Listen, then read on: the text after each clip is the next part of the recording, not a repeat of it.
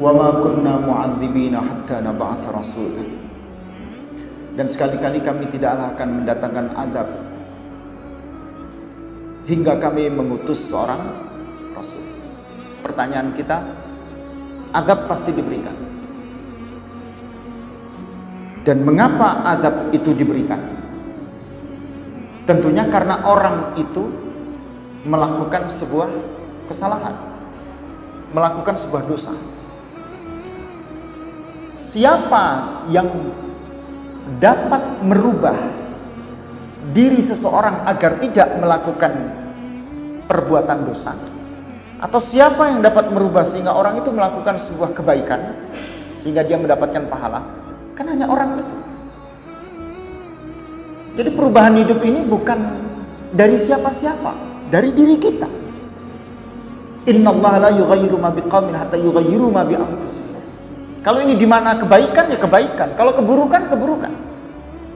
Sesungguhnya Allah tidak akan merubah nasib suatu kaum. Nasib ini apa? Nasib baik atau buruk? Sama. Hatta yughayyiru ma bi anfusihim. Sampai mereka lah yang merubah nasib mereka sendiri. Kalau dia mau jadi baik itu karena dirinya, kalau dia mau jadi buruk itu juga karena dirinya. Nah, lalu kita katakan ini ada orang tua sombong, angkuh, ya, tidak pernah punya kepedulian, punya anak sekian, kok sifatnya mensifati dari sifat yang pernah ada pada, karena memang kesifatan yang ada pada keluarga ini, ya, itu terbentuk dan mereka tidak ingin merubah diri mereka. Ayahnya tidak mau berubah, anaknya juga demikian. Sifat itu menjadi sifat yang melekat dan tidak akan merubah dirinya. Bisa tidak merubah? Bisa. Siapa yang bisa merubah? Diri mereka sendiri, bukan orang lain. Bapaknya Hindu, anaknya Hindu. Kenapa bapaknya Hindu, anaknya Hindu? Karena ibunya Hindu. Tapi ternyata si anak yang Hindu ini punya kakak. Kakaknya mau belajar agama, mau mendalami kitab suci, mau membandingkan agama satu dengan yang lainnya, dia menemukan kebenaran. Akhirnya si kakak ini pun masuk dan keluar dari agama Hindu itu tadi, dia masuk Islam. Nah, perubahan hidup ini bukan karena keluarga yang membentuknya. Betul keluarga membentuk dia tetap Hindu, tapi perubahan untuk dia dari Hindu ke Islam ini kan karena dirinya. Ini keluarga terbentuk menjadi keluarga yang sombong, angkuh, congkak. Bisa nggak merubah? Nggak bisa. Kalau memang dibentuk di keluarga seperti itu. Lalu ada yang ingin merubah satu anak, dua anak dari mereka ini tadi, ingin keluar. Dia tidak ingin menjadi orang yang sombong, tidak ingin menjadi orang yang angkuh, merendah dirinya. Nah, inilah yang dicari. Maka khalif tu'raf. Khalif tu'raf itu apa? Kalau ingin dikenal orang, ya tampil beda. Kalau ingin dikenal banyak massa, ya kita harus tampil tidak seperti biasanya. Tampil tidak seperti umumnya orang. Orang itu setiap ngaji pakai batik. Jangan sampai ketika ngaji dia nggak pakai batik.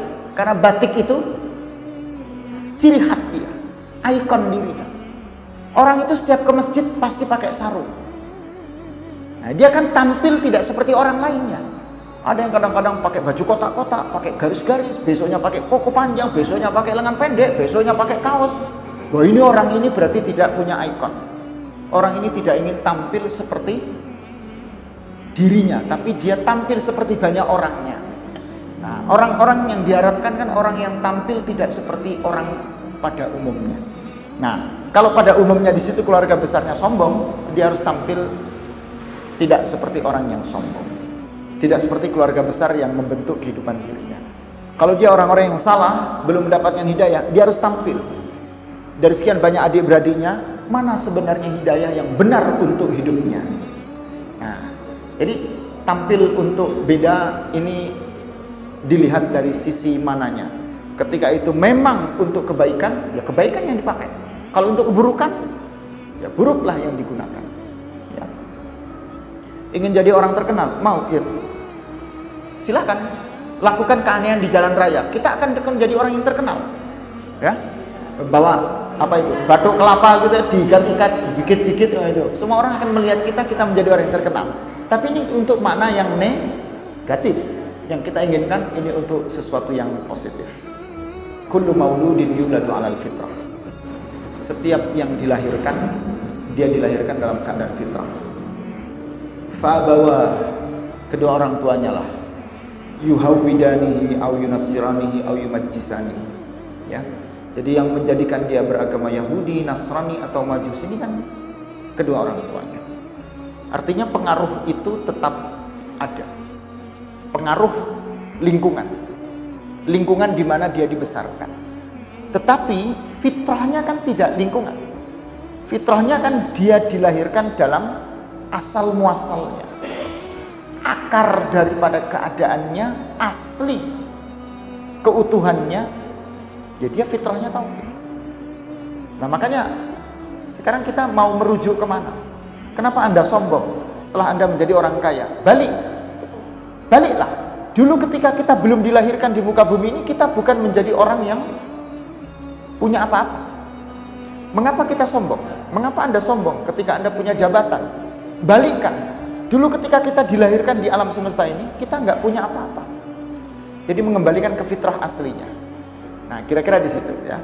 Jadi hadis yang menyebutkan kullu mauludin yuladu 'alal fitrah sampai terakhir, ini menggambarkan kita mengajak merujuk asal muasal kita ini seperti apa. Kalau dulu orang yang nggak punya, sekarang menjadi orang yang punya, balikkanlah.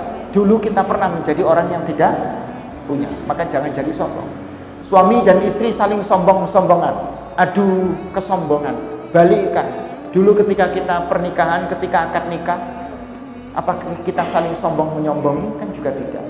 Jadi semua kalau dikembalikan ke fitrah asalnya, hidup ini menjadi lebih mudah dan menjadi sebuah